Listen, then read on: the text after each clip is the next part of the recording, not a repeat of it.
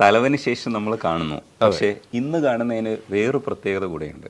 അല്ലു അർജുന്റെ പടം വരുമ്പോൾ നിങ്ങളുടെ ഐഡന്റിറ്റി മാറും. അതുവരെ സംവിധായകനായിട്ടും എഴുത്തുകാരനായിട്ടും ഒക്കെ ഇരിക്കുന്ന ഒരാള് പെട്ടെന്നൊരു ഡബിങ് ആർട്ടിസ്റ്റ് ആയിട്ട് മാറുകയാണ്, അല്ലു അർജുനായിട്ട് മാറുകയാണ്. മലയാളത്തിൽ അല്ലു അർജുൻ എന്ന് പറഞ്ഞാൽ നിങ്ങളാണ്. ശരിക്കും ആസിഫ് അലി പറയുന്നുണ്ടായിരുന്നു, ഷൂട്ടിന്റെ ഇടയ്ക്കൊക്കെ ഒരു അല്ലു അർജുൻ പ്രസൻസ്, നമ്മുടെ സെറ്റിലൊക്കെ അല്ലു അർജുൻ ഉണ്ടോ?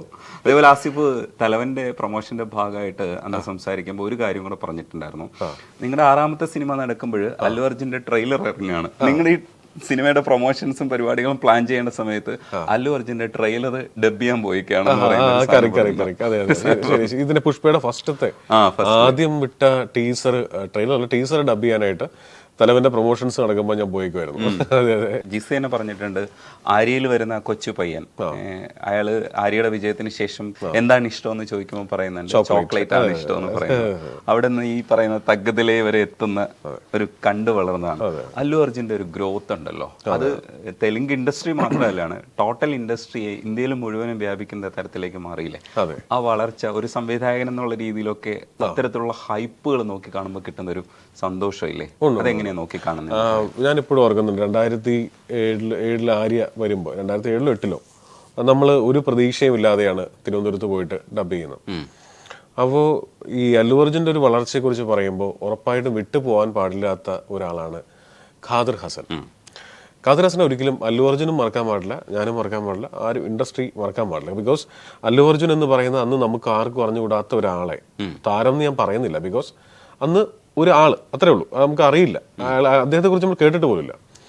ആ ഒരു പയ്യനെ ഇവിടെ എടുത്ത് ഒരു മലയാള സിനിമ മാർക്കറ്റ് ചെയ്യുന്ന പോലെ കേരളം ഒട്ടാകെ ഹോർഡിങ്സ്, കേരളം ഒട്ടാകെ പോസ്റ്റേഴ്സ്, ഈ ലെവലിലാണ് ഇദ്ദേഹം ഇതിനെ അവതരിപ്പിക്കുന്നത്.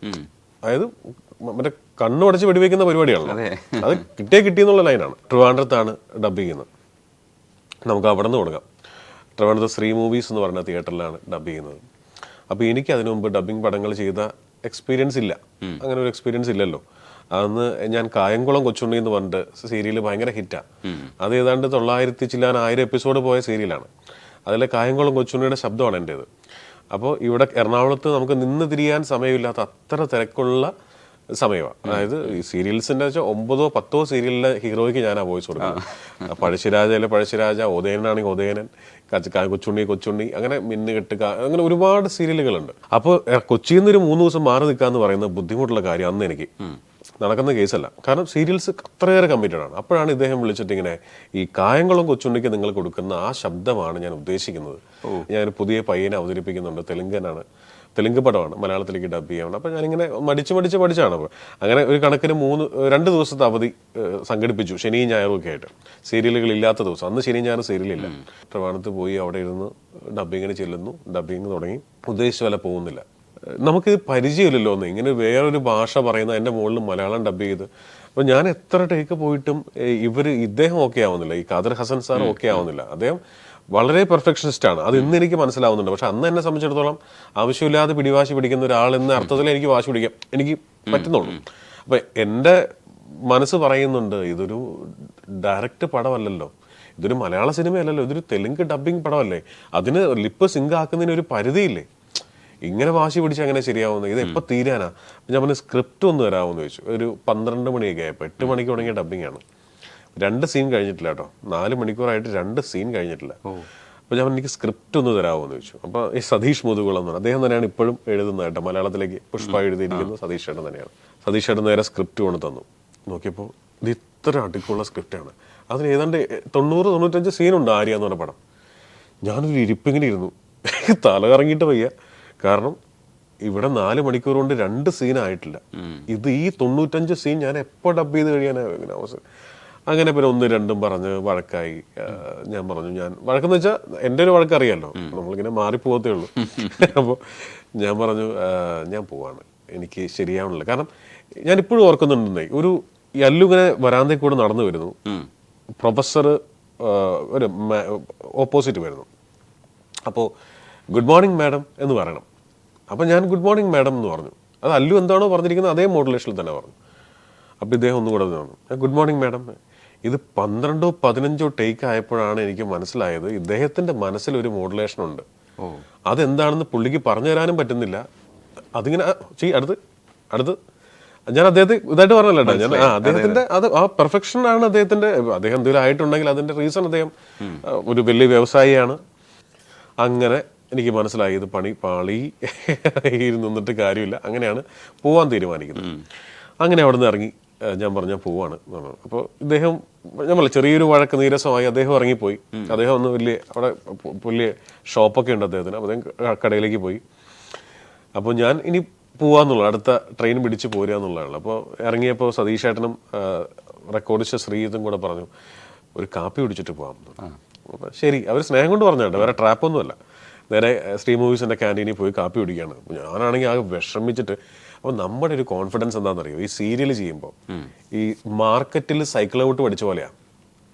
ഇനി നിങ്ങൾക്ക് ലോകത്ത് എവിടെ ഓടിക്കാം, മാർക്കറ്റിനുള്ളിൽ നമ്മൾ പഠിച്ചേക്കുന്നത്.